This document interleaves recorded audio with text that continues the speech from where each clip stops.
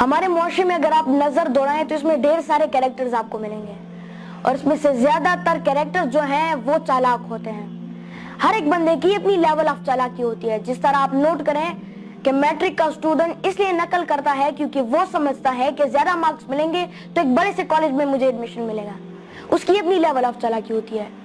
دودھ والا دودھ میں اس لیے ملاوٹ کرتا ہے کیونکہ وہ سمجھتا ہے زیادہ دودھ زیادہ منافع، اس کی اپنی لیول آف چالاکی ہوتی ہے۔ لیکن یہ چالاک کیریکٹرز یہ بات بھول جاتے ہیں کہ اس کائنات کے بنانے والے نے اس کائنات کا نظام چالاکی کی بنیاد پہ نہیں بلکہ سچائی کی بنیاد پر بنایا ہے۔ اب میں آپ کو سچائی کی طاقت کے بارے میں بتاتا ہوں۔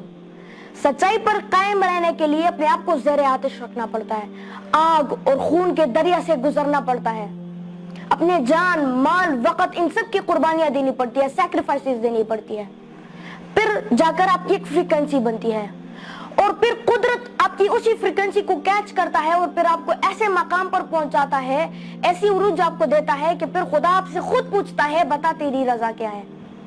پھر آپ پراسرار شخصیت بن جاتے ہیں،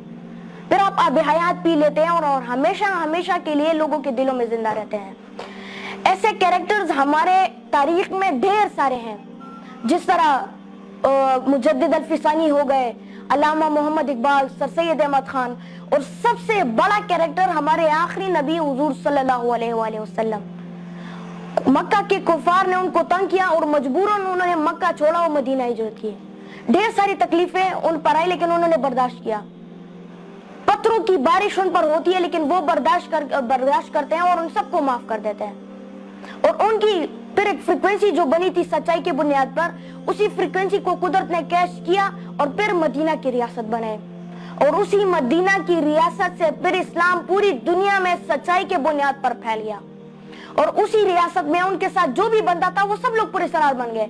پھر 313 میدان میں اترتے ہیں لیکن 1000 کو شکست دیتے ہیں، پھر فضائے بدر پیدا ہوتی ہے، فرشتے نازل ہوتے ہیں، پھر یہ پیٹ پر پتھر باندھتے ہیں لیکن اپنی دور کی امریکہ اور رشیا سے ٹکراتے ہیں اور ان کو شکست دیتے ہیں، پھر یہ پراسرار بن جاتے ہیں۔ اور ایسے پراسرار لوگوں کے بارے میں اقبال کہتے ہیں کہ یہ غازی، یہ تیرے پراسرار بندے جنہیں تو نے بخشا اے ذوق خدائی، دو نیم ان کی ٹوکر سے صحرا و دریا سمٹ کر پہاڑی کی ہیبت سے رائی، دو عالم سے کرتی ہے بیگانت دل کو، عجب چیز ہے جس کے لیے لذت آشنائی۔ شہادت ہے وہ مطلوب و مقصود مومن، نہ مال غنیمت نہ کشور کشائی، خیابہ میں ہے منتظر لالقب سے، قبا چاہے ان کو خون عرب سے، کیا تو نے صحرا نشینوں کو یکتا، خبر میں نظر میں اذان سحر میں۔ اگر آپ آگے بڑھنا چاہتے ہیں تو سچائی پر قائم رہیں اور محنت کریں، سیکریفائسز دیں، اپنی جان مال وقت کی ان سب کی قربانیاں دیں، انگریزی سیکھیں اور ٹیکنالوجی، بلکہ انگریزی نہیں ڈھیر ساری زبانیں سیکھیں، چائنیز زبان سیکھیں چونکہ چائنیز ایمرجنگ پاور، وہ اکانومی کا ایک پاور ہے آج کل، تو چائنیز زبان سیکھیں، عربک سیکھیں۔ ہمارے زیادہ تر جب جمعے کے دن خطبہ ہوتا ہے تو کوئی بھی نہیں سمجھتا کہ مولانا صاحب کیا بولے، کیوں؟ کیونکہ ان کو عربک نہیں آتی۔ عربی زبان سیکھیں گے تو آپ پھر اسلام کے ساتھ کنیکٹ ہو جائیں گے، آپ کو پھر پتہ چل جائے گا کہ ہماری تاریخ میں کیسے کیسے کریکٹر تھے، قرون اولیٰ کی تاریخ، یہ ساری مسلمانوں کی تاریخ آپ کو پھر پتہ چل جائے گی، آپ اسے سیکھ لیں گے۔ سیرت النبی، قرآن مجید، یہ سیکھنے میں سکھانے میں آپ کو آسانی ہوگی۔ Thank you very much.